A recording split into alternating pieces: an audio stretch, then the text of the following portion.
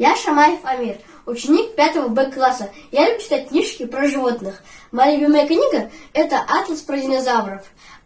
Автор Дэвид Бурнье. Здесь описаны много видов динозавров. Например, спинозавр.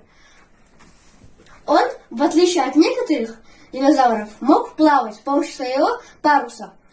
Питался он рыбой и другими динозаврами. Жил 190 миллионов лет назад. Весил 15 тонн.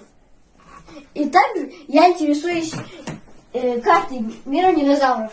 Например, в Северной Америке были найдены ламбиозавр, хасмозавр, доплодок, стегозавр и троодон. А в Африке были найдены зухамин, уранозавр и спинозавр.